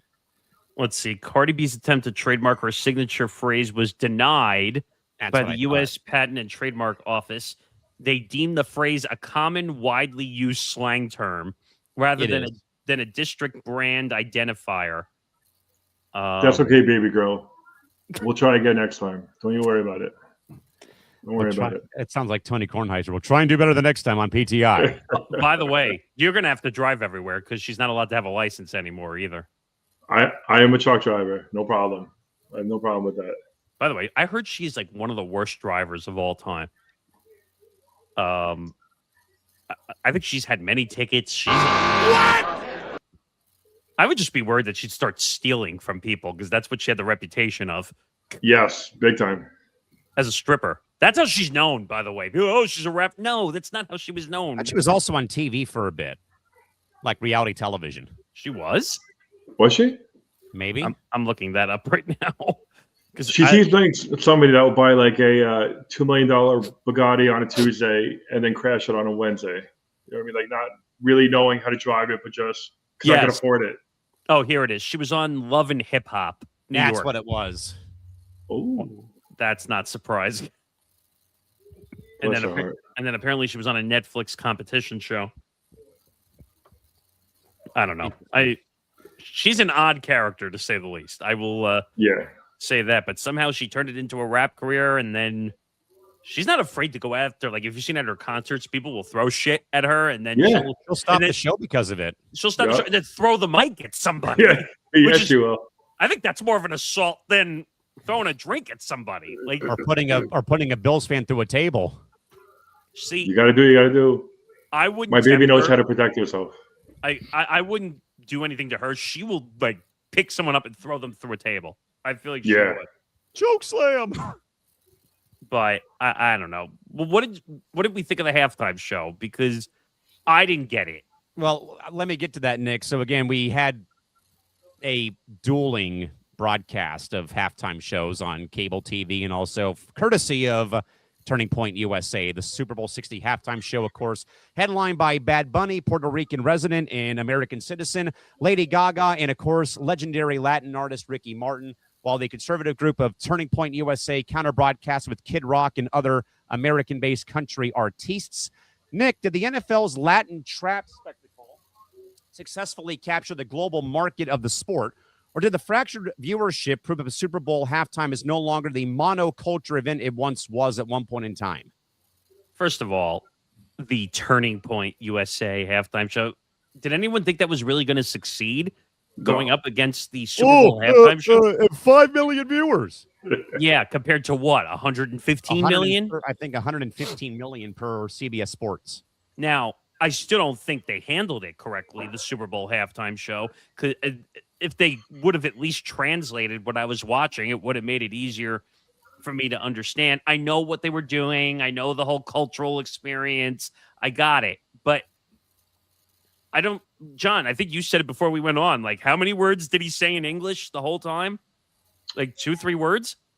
Yeah. Like, it was like, okay, so I went in with an open mind because I'm a football fan. We're all football fans, and you know what a halftime show is. I think that he delivered in terms of theatrics and whatnot. Like, this is what we look forward to.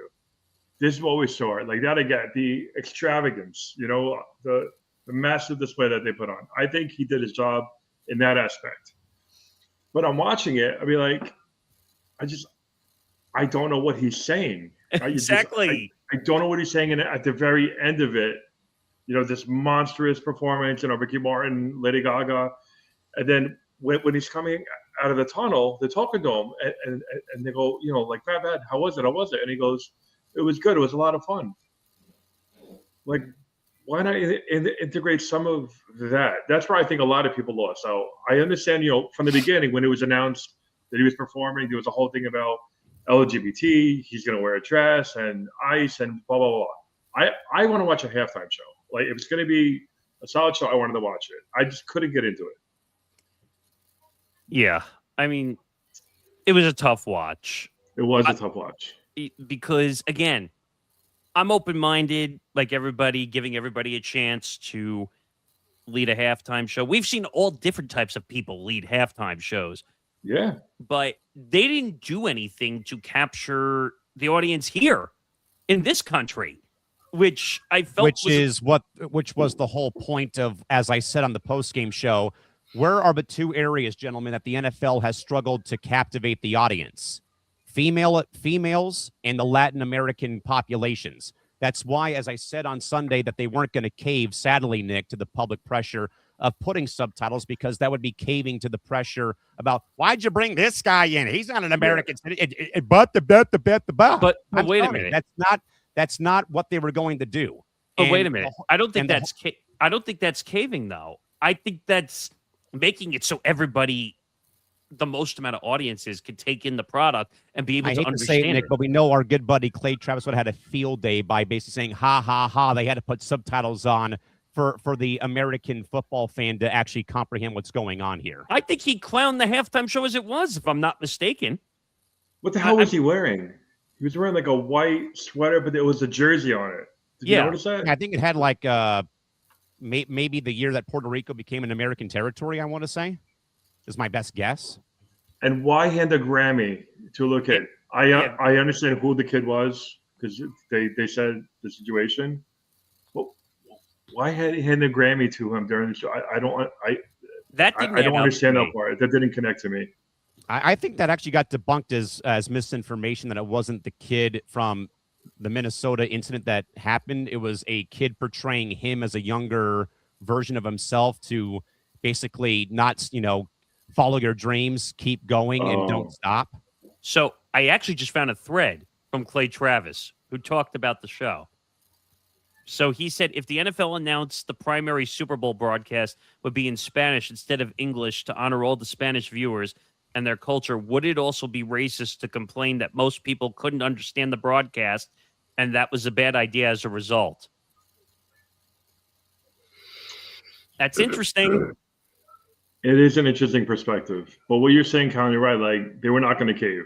Like, they weren't going to cave, and I was totally fine with it. Now, again, as I said on Sunday, is it due to the fact, though, that I live in a state that is 40% Hispanic and Latin population here in California? Yes. Right. Where was the game held? Santa Clara, California, major hub for the Latin population. Is it because I go to soccer matches over American football games? Maybe, because I can get behind and know a bit of the language that he was speaking, a little bit here and there.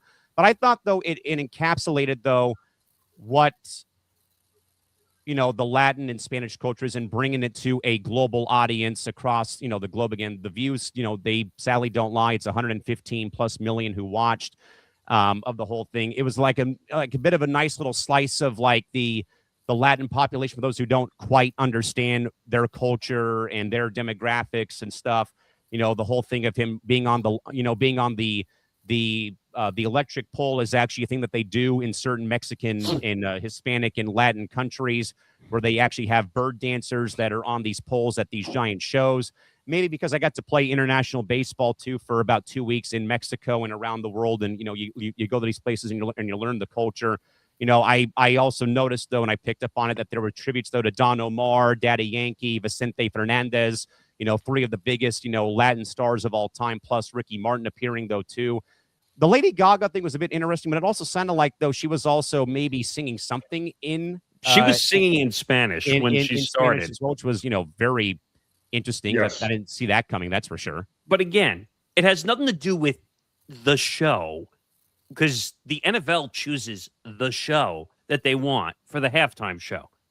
It's that there was no translation for me to understand what was going on halftime show. And I'm sorry, but that's not an excuse to say that you're caving in by saying you're not going to put translations on a screen. That where is most of the audience taking place for the Super Bowl? I have a question for you, Nick. Okay. You wanted the songs to be translated? I wanted the whole halftime show translated because, again, like I'm sitting there confused because I don't understand what he's saying. I don't think. See, like that's usually you don't translate like if it's a song, you're not gonna put subtitles. That's different. But like songs, I don't think you usually would translate a song, whether it's in Spanish or any other language. But the entire performance, yeah, that's from start to finish, aside from Lady Gaga's snippets. And it really wasn't that long. Like she did most of her part in Spanish, if I remember correctly. Yeah, don't get me wrong. I think she only had like a very brief cameo too. Anyway, go ahead, Dino. Sorry about that.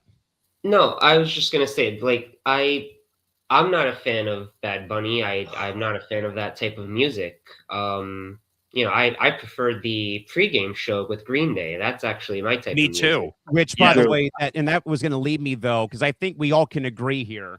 Because I think Nick, we probably talked, I think, a little bit Sunday with Tom and Ben and you and myself and Christy, that I mainly tuned in for both halftime and pregame because of what we had talked about. I think off air from Friday. That Billy Joe Armstrong, as I had said, I will say it again, Green Day, Rage Against the Machine, my favorite band of all time, Muse, they are three of the biggest anti-government establishment bands out there who are not afraid to pull the punches. And as we had said, though, from Front Office Sports, though, on Friday, there was talk of that, Billy Joe Armstrong had said his piece about, ICE on Friday. That was at a private event for invite only for Spotify and FanDuel Sports.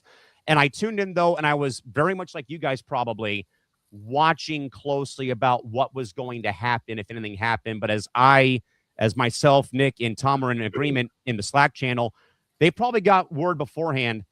You guys can save that for a different time and place. But if you're going to be here at the game, save it for Friday or Saturday. But come Sunday, none of this. And Green Day did, in fact, do that. They skipped over the part of the lyrics, as I said on Sunday, that it would have gone to, inserting the abbreviation into part of the lyrics, though. I was more concerned, I think, about Bad Bunny more than anything else, though, when it came to his performance, though. And there was nothing there except for one loud God Bless America.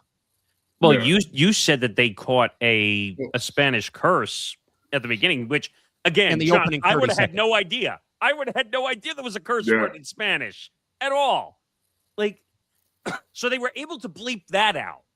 But how would you know the difference? And they also bleeped out the F word too on Green Day's performance too with the opening lyrics of American Idiot.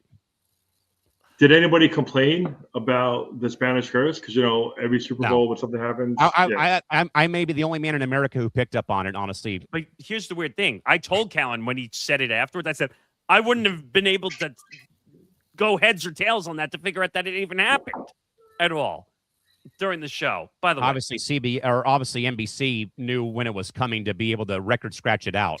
Sure. But the whole thing with Green Day, and this is like a lot of bands. Now you can throw Bruce Springsteen into this conversation too, because he's known for being very political at his shows. In the USA. And that's why I don't think you'll ever see him do a Super Bowl halftime show ever again, because he won't be able to hold his politics at all. I feel like he played here at one point in San Diego. I got to look that up. I feel like he did. I think he did a halftime show like many years ago. Maybe 98 he played here. I'm looking right now, but go on, Nick.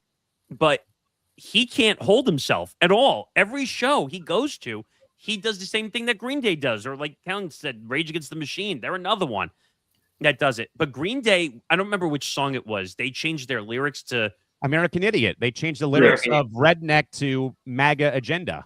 Well, no, but then the other one where he changed it to the Epstein Files in one of the songs, he changes it to also. I don't know. First of all, people are going to say, oh, it's a private event. You're telling me someone doesn't have a phone out streaming that is catching that event? Like, why do it? I don't understand why these bands, why these people feel obligated to go out there and give their political views on something that's supposed to be entertainment. I will never understand that.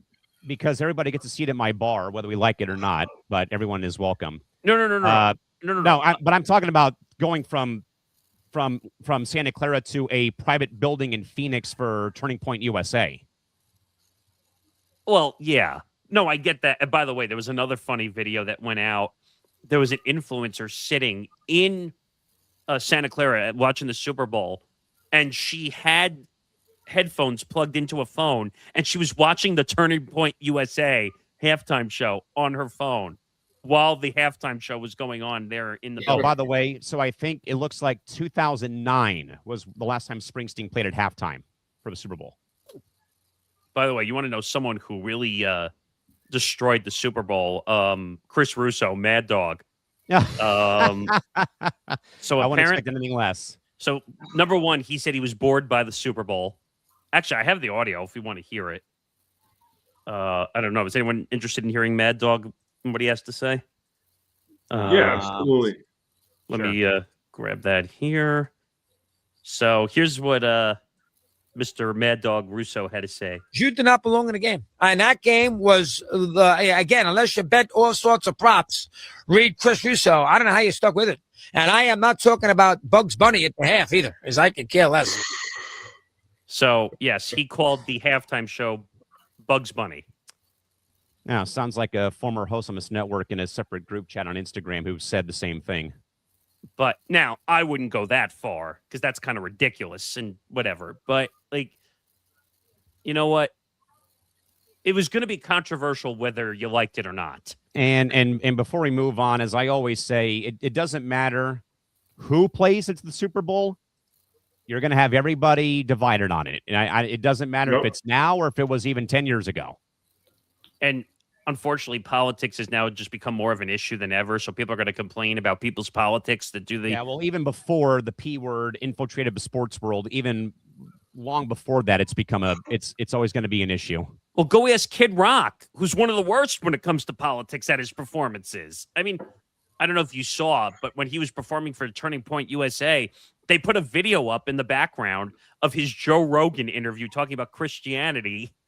And that was the only song he did. He's supposed to be the headliner. He did one song. Yeah, he played one song. Well, at the end of the day, I get last say here. Bad Bunny wins the night. The energy was top shelf, and the guest spots were seamless. Whether you like the music or not, the production value made Kid Rock look like he was playing at a local dive bar with John Ladder and Nick DiMartino on Saturday night somewhere in New York. Call it for what it is. All right, guys, let's move on here real quick to get back to the sports talk here. To the bench confessionals, we have some more thoughts from the weekend that was across some bars in San Diego. Nick Morgeson, confession number one, you might agree. Jason Myers is the real MVP. He had 5 field goals, a new game record without his leg. This game is a 13-13 tie in the fourth quarter. Kickers are people tuned in on Sunday. Jason Myers was the best man on the field. Yeah, agreed. I think he was the best man on the field. He did his job when needed to be. He broke a Super Bowl record. Again, not taking anything away from Kenneth Walker, who had 165 yards, but he single-handedly won the game for them. It's not even a discussion. I get it. Kenneth Walker had an amazing game. But 5 field goals, being responsible for that scoring in this game, that's a take. I can't believe I'm going to say this, but I agree with that bar take. And I also think that from what I remember, through the highlights again, I think Tirico and Collinsworth were right, though. Myers knows how to kick at that stadium because that's a divisional rival. You go there once every year. Well, yeah, that's a fair point. So, yeah, John, your thoughts on confession number one from the bar. What do you got? He did his job. He is a phenomenal kicker. I 100% agree with Nick. He was definitely the MVP in that game. I mean, not to take anything away from Kenneth Walker, but he was superb. He was absolutely superb. He might be America's MVP, not the NFL's MVP, as voted on by the broadcasters. He's number one in our hearts, baby. Dino, your thoughts on Jason Myers' game, though? I mean, Jason Myers had a great game. I really did not think he was going to win MVP because they were not going to give it to a kicker. Now, yes, he accounted for 15 out of Seattle's 29 points. But I will say this. Most of the time, the reason why he was able to kick those field goals is because of the field position that the defense was putting them in. So I would have honestly given the MVP to the defense as a whole, I think. Interesting. I mean, actually, I have the field goals he kicked were 33, 39, 41, 41, and 26. So, they weren't exactly like 50 plus yarders. They were relatively easy for today's kickers, I would say. And it's not like the conditions were horrible for kicking field goals. So I don't think he really deserved MVP. But he was definitely one of the stars of the game. Maybe he got the Nickelodeon MVP. Oh, Maybe. The orange blimp. All right, John, confession number 2. And you guys, I don't know. This is a Jets panel here, so we'll see what you say about confession number 2. Sure. John, Nick, and Dino. New England is a one-year wonder. They got absolutely lucky with a weak AFC and a snowstorm against the real defense in Santa Clara. They look like a junior varsity high school team. Mike Vrabel's dark side defense is the Seahawks' dark side defense is the real deal. The Pats' miracle season was a fraudulent year. Your thoughts, John? We have not heard the last of New England, unfortunately. But he's our quarterback. He's their franchise quarterback. We will be worrying about him next year. I mean, they underperformed this year, but I would not count them out for next year. Not at all. Dino, your thoughts? No, I don't think they're a one-year wonder. Mike Vrabel already proved that he is a great coach in Tennessee, and he's going to only continue to improve now that he's with the team he used to play for in New England. And Drake May's going to continue to improve. Now, next year, I don't know. I mean, everybody made a big deal about them having an easy schedule this year. When you finish first, you have to face other first-place teams the next year. So it may not be as easy for them next year as it was this year.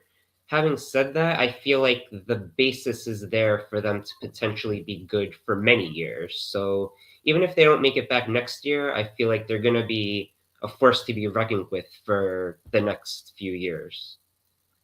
Mr. Morgeson? This is the most ridiculous take of all time. Sorry. To say they're a one-year wonder, I mean, to go from, I said it before, going from 4 wins to 13, Mike Vrabel turning around the ship, the defense finally figuring it out, Drake May winning a coach of the year, for heaven's sakes. Yeah, Vrabel winning a coach of the year when after the debauchery that happened in Tennessee with him being the head coach. I mean, that's a ridiculous take. I mean, it makes sense. It's coming from a bar. Someone must have been drunk given that take. We're not going to beat them. There's no way we're going to beat them. They're going to be better than us for the next 5 or 6 years, as long as Drake May is there. And they say about us all the time with the Jets, oh, we're the best defense. Are we really? Are we really the best defense? No. Not even close. Not even close. I don't think so. The last time we had a decent defense was what, 2010, 2011, when we made back-to-back AFC championship games. I mean, we haven't made the playoffs in over 10 years. That should tell you how bad we are. 2 years. You're welcome. So you're welcome from the gift from Nate Kading still, by the way. Yeah. So they're not a one-hit wonder. They're gonna go on a long stretch. Now, as long as Drake May stays healthy, they'll be fine. If he improves, they'll be fine. So they just got to improve. They got to get another wide receiver, as I said earlier, and they got to protect Drake May better so that he doesn't get knocked down 6 times in a game. So they're not a one-hit wonder. I mean, he got hit 11 times and sacked 6 times in the game on Sunday. So still, it's a lot. It's a lot, but that'll line. They'll be fine. All right, Dino, last confession for the night, my man. The Super Bowl commercials were a failure. If I have to see one more AI-generated talking dog talk about car insurance, I'm canceling my cable subscription. The $10 million price tag is officially on the public tab because the ROI is not there. Dino, your thoughts about maybe the commercials for the game on Sunday? Yeah, I mean, I feel like they have kind of gotten worse than they used to be. Like, there's nothing really that like I always loved when Super Bowl commercials were like particularly funny and stood out for for being extra funny than your average everyday commercial.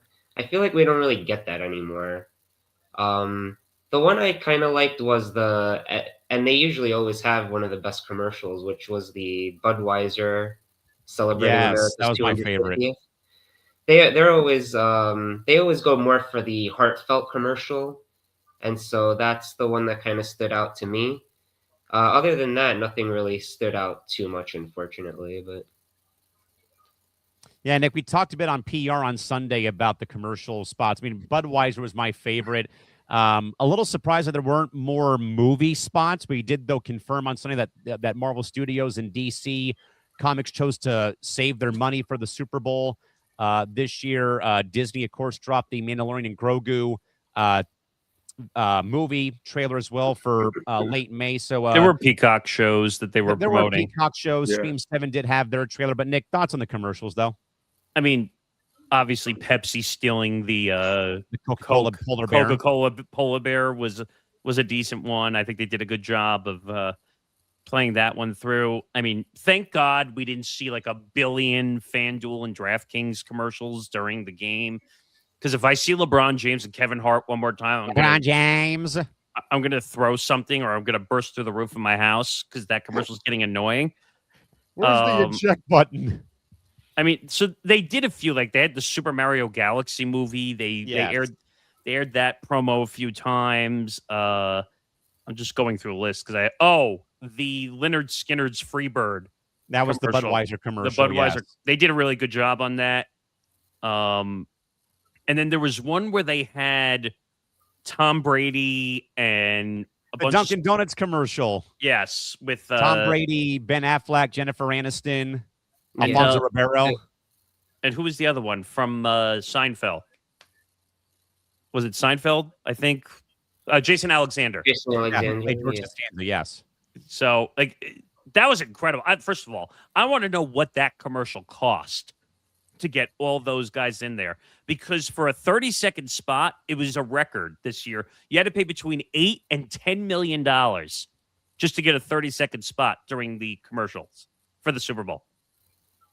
Can you imagine having to pay $8 to $10 million just for 30 seconds? It better be a fucking damn good commercial if you're gonna spend that type of money. I sure hope it would be.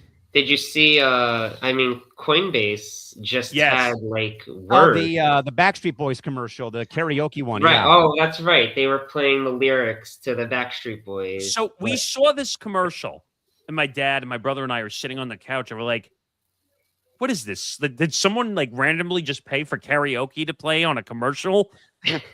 And well, they paid $8 million to get on, but at least they didn't have to pay anything to actually make it. That's true. By the way, the Backstreet Boys were in another commercial too, weren't they? The T-Mobile commercial, yes. I think.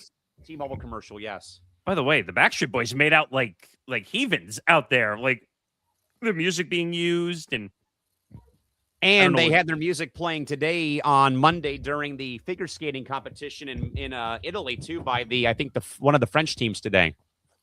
So like it was okay, but the commercials, like Dino said, like I feel like they go a little overboard with the amount of celebrities they use in some of the commercials. Like they don't do anything. First of all, who's really watching the commercials really during the game? Like I never understood like, oh, these are the best commercials of the entire year. Like, we have to make sure we sit and we watch the commercials. We live in a society now where we don't even sit and watch. We get up in between. Or if you're an NFL Red Zone fan like I am, you sit and you literally watch the game for 7 hours with, it's not commercial free anymore, but what is it, like 15-second spot now they put in? So, I mean, even Gold Zone's doing that now on Peacock whenever I've gotten up to watch the Olympic Games. Yeah, so like, was there anything that really stood out? No, just the polar bear commercial and the Clydesdale commercials, because those they do those every single year, but it wasn't great. And to spend $8 to $10 million for 30 seconds is just ridiculous. All right, guys, let's go back and talk more about Drake May with our second to last segment of the night here real quick. Nick, Drake May was hit 11 times and was sacked 6 times on Sunday. Nick, is the Patriots offensive line the biggest aftertaste of the Super Bowl? And does the loss change how we view Mike Vrabel's coaching style? The offensive line needs help. That's not a question because they couldn't stop him from getting sacked. Yeah, big problem. Is it? This has nothing to do with Vrabel's coaching style. They won 14 games during the regular season. There's nothing wrong with his coaching style. The offensive line just imploded and caused him to get sacked a bunch of times, and that's why they lost the game. Yeah, this has nothing to do with Vrabel. John, your thoughts on this? More about the offensive line, or maybe does Mike Vrabel tweak the coaching system next season? I think that they got to work on the O-line. The O-line was not there. Just was not happening. Tom Brady, he barely got sacked because that O-line was monstrous. It was like a wall. Like he rarely got hurt, like hurt, like Joe Burrow, these other quarterbacks did. That O-line was like a wall. They were there to protect him. They were not there last night. They were not protecting Drake May. Yeah, Dino, your thoughts on this one here? Yeah, no, I mean, you always got to protect your quarterback. I already said I believe Mike Vrabel is a great coach. He won Coach of the Year. There's nothing more to say. You need to definitely beef up the O-line, protect your quarterback. If he's going to be your franchise guy, you got to protect him. You got to give him time to throw. If they do that, and they get a wide receiver, they're definitely a force to be reckoned with. I definitely think so as well. All right, guys, let's get to one last segment here. We are going to pour one out for anybody that we can think of. So, Nick, you can pour one out tonight for the Patriots, Mike Vrabel, the Jets, or the Vikings for letting go of Sam Darnold. Boy, I'm going to stick to the Super Bowl teams because I think those are the ones that we're talking about here. Wow, this is a tough one. I mean, I would pour one out for the Patriot fans. How about that one? Yeah, that works. Because they're overreacting to the result, even though, you know what, I thought going in that Seattle was the better team. It wasn't a question. Seattle was favored. They were a 4.5 favorite going in, which, by the way, I won 2 bets. I don't know if anyone else put money on the game. Did anyone else put money on the game? No, gambling in California is a death sentence, sir. What did you say, Dino? I hit a box. So I hit a box as well, but I bet on these games every week, so I had quite a few bets on the game, but yeah. Yeah, so I hit on the 4.5, and I also hit on the under, barely. That almost touchdown by Kenneth Walker, I was ready to throw something at the screen. Me too. I was going ballistic, and then I was told, wait, there's a penalty. I'm like, oh, okay. I saw the flag come flying out, and then I see him run into the end zone. My brother's sitting next to me. He's like, "No, you idiot! Why did you run in?" And I think there was no reason for him to run in. Like, if you go down, the game is over. Right. Why would you give the ball back to the Patriots? And then all of a sudden, I'm like, "Oh, it's a holding on the offense." I'm like, "Okay, it's still alive. The under's still alive." Like. And I was like, okay, so I hit on both. But yeah, I would pour one out for the Patriot fans because they panicked and they're way overreacting at this point in time. Drake May is going to be a good quarterback, and that's coming from a Jets fan sitting here, okay? I think Drake May is going to be a top 5 quarterback for many years to come. I think he will win an MVP at some point in his career. It shouldn't have been this close. Matthew Stafford should have ran away with the award. But Drake May is going to be a great quarterback under the Mike Vrabel system because he's a great coach that knows how to keep things in proper fashion and to build chemistry the right way. So, yeah, I'm pouring one out for the Patriot fans because they're overreacting. All right, John, who you want to pour one out for tonight? It could be anybody involving the Super Bowl or the NFL as a whole. Who do you got? I'm going to pour one out for the Patriot fans. You guys have your franchise quarterback. It must be nice. It must be nice to have somebody you can count on, who could perform. God bless. I would kill to be a fly in that jet heading back to see what they had to deal with. I hope that at least 2 players couldn't find their luggage at the airport. I hope that there was some kind of TSA screening issue where their flight got delayed. I'm hoping there were some good arguments on that plane. You know what I mean? You did it. Be better. But they'll be fine. You guys will be fine. You guys have your guy. You guys clearly have your guy. You get another receiver, and we'll most likely see you next year. All right, Dino, who you pouring one out for tonight, my friend? I will pour one out for Stefon Diggs. Ooh. He, I mean, it was a pretty bad night for him. He did not perform on the field or off the field. So, he had 3 catches for 37 yards. He went. I could tell you as a betting guy, he went under his projected stats for the game.